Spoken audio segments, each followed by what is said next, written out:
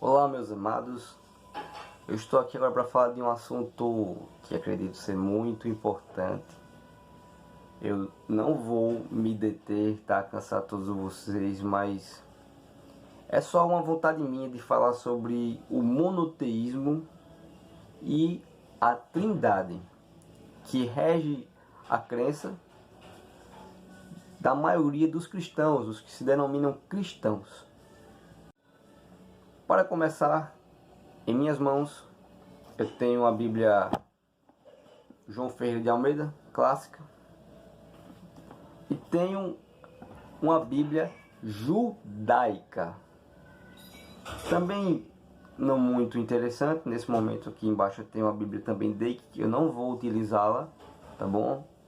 Pela tradução não ser tão convincente e tão comum às nossas leituras. Então, vamos começar. A princípio, vamos abrir no livro de Gênesis, capítulo 1, e vamos começar com este ponto: mostrar as três figuras na Bíblia Sagrada. Primeiro vamos iniciar com a figura de Deus. Gênesis 1, que diz: no princípio criou Deus os céus e a terra. Bom, em segunda instância, agora vamos mostrar o Espírito. Ainda em Gênesis capítulo 1, versículo 2, diz: e a terra era sem forma e vazia, e havia trevas sobre a face do abismo, e o Espírito de Deus se movia sobre a face das águas. Este é o relato de Gênesis, capítulo 1. Bom, agora vamos para o livro de Mateus. A partir do capítulo 1, vocês vão ver que o autor se preocupa em provar a genealogia de Cristo, tá bom? Porque a intenção dele era provar que realmente, além de Cristo ser Deus, o Filho de Deus, ele era também o prometido na lei e nos profetas, que é o Antigo Testamento. Vamos pular para o capítulo 3, a partir do versículo 1. Mateus 3, a partir do versículo 1, que diz: e naqueles dias apareceu João, o Batista, pregando no deserto da Judéia, dizendo: arrependei-vos, porque é chegado o reino dos céus. Dito isto, vamos agora para o versículo 11, que diz: e eu em verdade vos batizo com água para o arrependimento, mas aquele que vem após mim é mais poderoso do que eu, cujas alparcas não sou digno de levar. Ele vos batizará com o Espírito Santo e com fogo. Vamos agora pular então, versículo 13. Então veio Jesus de Galiléia ter com João, junto do Jordão, para ser batizado por ele. João opunha-se-lhe, porém, dizendo: eu careço ser batizado por ti, e vens tu a mim? E Jesus, porém, respondendo, disse-lhe: deixa por agora, porque assim nos convém cumprir toda a justiça. Ele, então, o deixou. E sendo Jesus batizado, saiu logo da água, e eis que se lhe abriram os céus, e viu o Espírito de Deus descendo como pomba, e vindo sobre ele. E eis uma voz dos céus dizia: este é meu Filho amado, em quem me comprazo. Então note que nesses versos, no final, a voz aparece do céu afirmando que realmente Jesus ele era o Filho de Deus. Eu não quero me deter nesses vídeos em conteúdos teológicos, em conteúdos históricos. Eu só quero provar de forma simples que esses três são as figuras mais importantes do cristianismo, e além deles serem a figura mais importante do cristianismo, os três possivelmente são um. Então, vamos lá. Voltando para o livro de Gênesis, no texto em que nós lemos, capítulo 1, onde Deus está criando tudo. Capítulo 1 e o versículo 1 vai dizer: no princípio criou Deus os céus e a terra. No versículo 3 vai dizer assim: e disse Deus: haja luz, e houve luz. Versículo 4. E viu Deus que era boa luz e fez separação entre luz e as trevas. Note algo importante. Aparentemente, Deus aqui está em sua forma solo. Aparentemente, dá a entender que é apenas um Deus e um Criador e um só que faz todas as coisas. Mas, quando a gente lê o versículo 3 do capítulo 1, a gente vai entender o seguinte. E viu Deus, e disse Deus, haja luz, e houve luz. Eu quero entender o seguinte. O que vocês imaginam quando a Bíblia fala e disse Deus, haja luz e houve luz? Se realmente é só um Deus e um só Criador, o que é que a gente imagina, né? Não, e disse Deus, haja luz e houve luz. Quero convidar vocês agora a pensar nisso. Eu, particularmente, em minha forma nécia ou humana, meramente humana, eu poderia dizer, não, Deus disse haja luz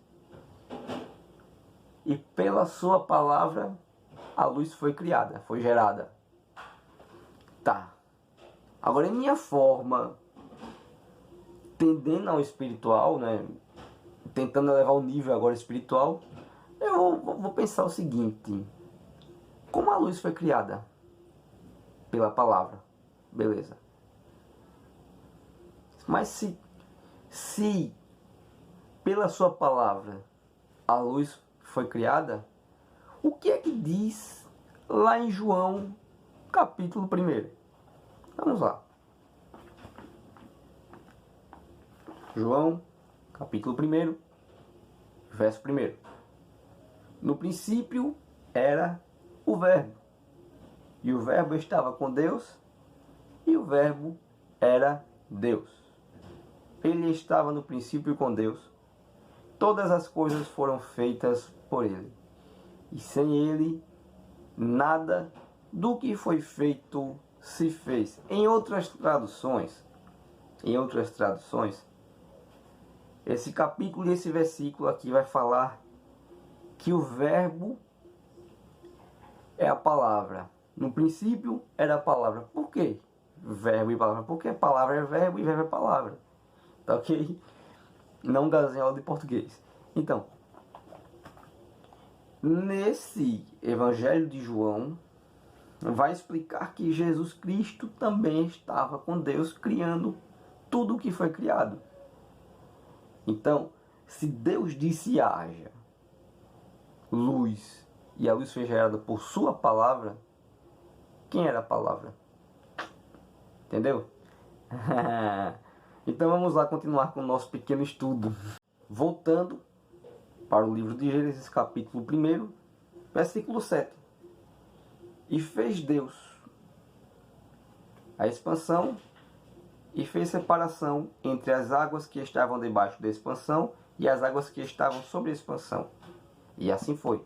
Mais uma vez, nós vamos entender que apenas uma figura estava responsável por toda a criação. Sim ou não?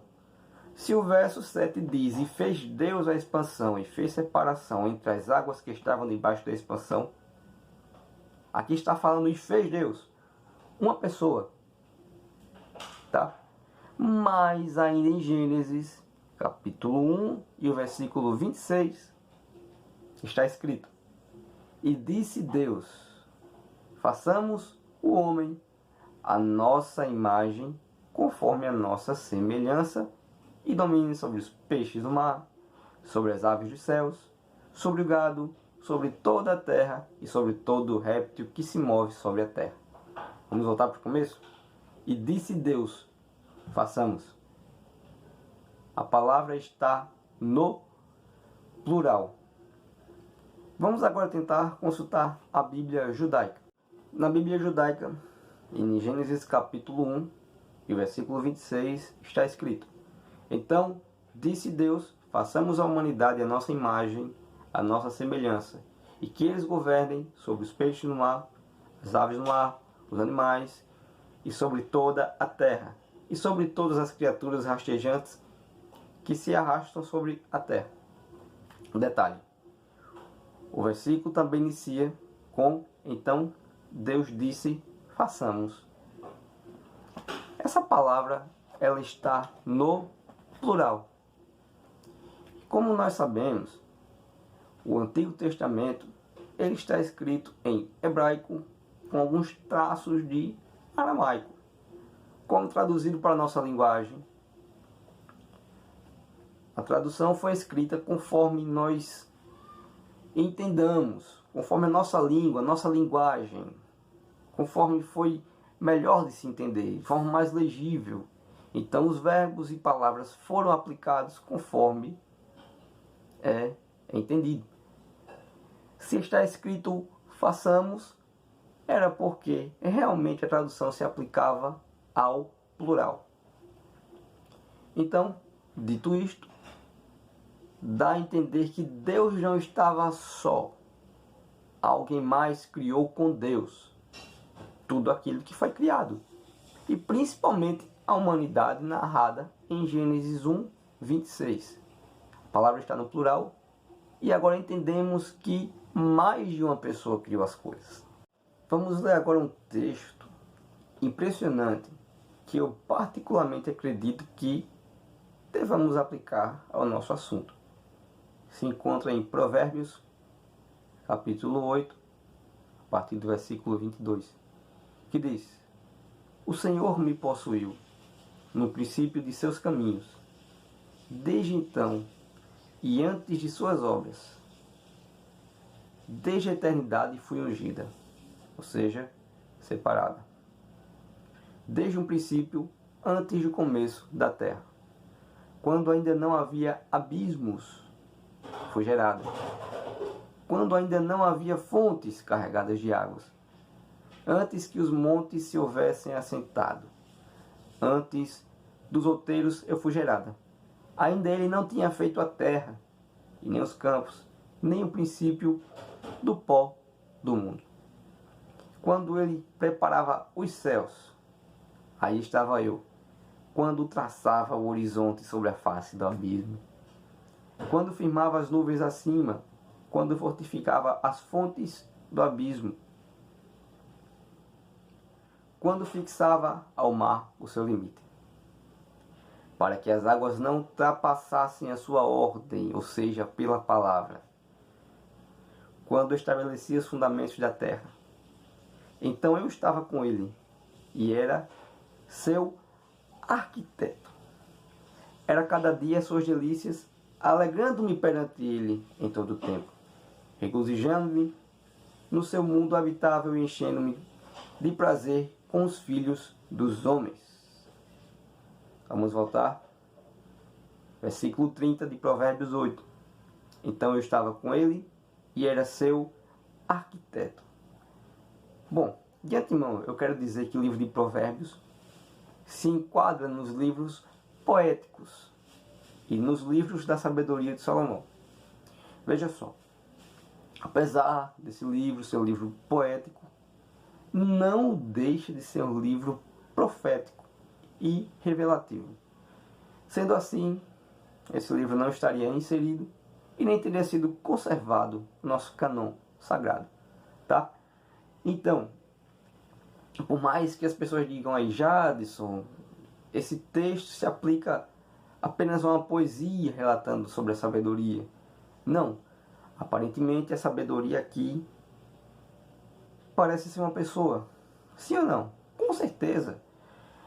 Aparentemente a sabedoria é uma pessoa. O que é a sabedoria? É uma palavra. E quem é a palavra? Jesus Cristo. Essa é a interpretação interpessoal. Se vocês não acreditarem, não tem problema. Mas que parece, sim, realmente parece. Isso a gente não pode negar. E a aplicação é no versículo 30, onde diz que era seu arquiteto. Esse ser aparentemente estava criando as coisas com Deus. E agora é o ponto-chave do assunto. Por que monoteísmo e por que três? Eu apresentei a vocês o Pai, eu apresentei a vocês o Filho e apresentei a vocês o Espírito. E agora provar como os três são a mesma pessoa. Tem como provar isso? Bom, há um mistério em que nós só devemos entender na outra vida.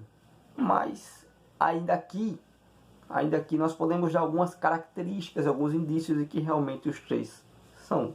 Eu vou tentar fazer isso agora, tá? Vamos começar então com João 14, 10. Evangelho de João 14 e o versículo de número 10. Não crês tu que eu estou no Pai e que o Pai está em mim? As palavras que eu vos digo, não as digo de mim mesmo, mas o Pai que está em mim é quem faz as obras. Jesus Cristo estava no Pai e o Pai estava em Jesus Cristo, Filho. Vamos então agora para João 14 e 26. Mas aquele Consolador, o Espírito Santo, que o Pai enviará em meu nome, esse vos ensinará todas as coisas e vos fará lembrar de tudo quanto vos tenho dito. Detalhe. Aqui nesse versículo 26, Jesus disse que o Espírito Santo que o Pai enviará seria em nome dele. Vamos lá então agora para João 15, 26.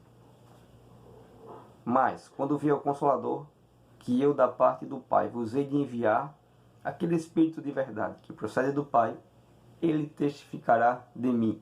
Observação. No versículo 26 de João 15, agora Jesus diz que ele enviaria da parte do Pai. Como assim? No versículo 26 do 14, Jesus diz que seria o Pai que o enviaria em nome do próprio, em nome de Jesus. E como é que no versículo 15, ou no capítulo 15, versículo 26, Jesus agora está dizendo que ele mesmo quem vai enviar da parte do Pai. Você consegue associar essa questão? Então, a melhor exegese sobre o assunto é nós enquadrarmos tudo aqui em uma única pessoa. Eu vou tentar provar isso agora. Como? Preste atenção. Se no 26 do 14, Jesus diz que o Pai enviaria em nome de Cristo,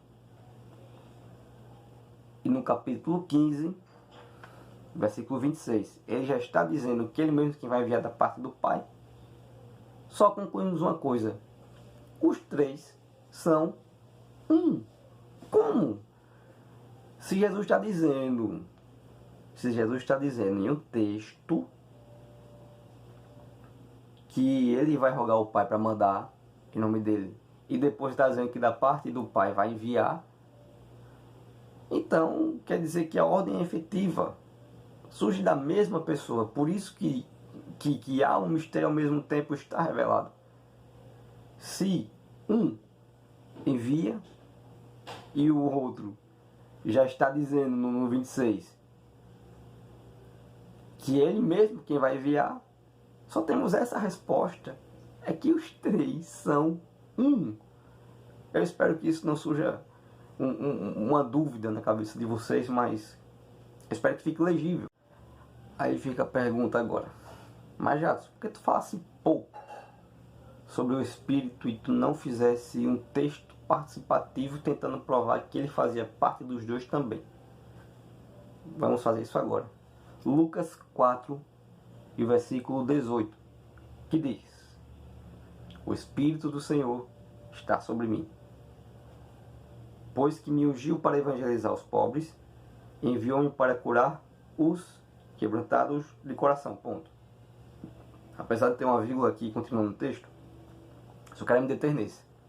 É uma profecia do livro de Isaías, onde Cristo está lendo em uma sinagoga, e diz: o Espírito do Senhor está sobre mim. Mas Jesus não tinha dito que o Pai estava nele e que ele estava no Pai? E agora ele está dizendo aqui que é o Espírito do Pai e não o Pai. Um certo irmão muito conhecido aí da teologia reformada, ele diz algo impressionante que eu não vou conseguir aqui, mas eu vou tentar dizer. Ele diz que o Filho está no Pai, mas o Pai não é o Filho, e o Filho é o Pai. O Pai é o Espírito, e o Espírito não é o Pai, mas ambos se formam um. Porque os textos apontam para isso que nós lemos. Ele fala de forma mais rápida, de forma mais concreta e de forma mais certeira. Sou eu que me enrolo mesmo, tá? Então, eu espero que, mais uma vez, que isso não gere dúvidas em vocês, mas que isso sirva para melhorar um pouco a crença de vocês sobre a Trindade, que os três se revelam em um e que um se manifeste nos três. Certo? Espero ter ajudado. Deus abençoe todos vocês.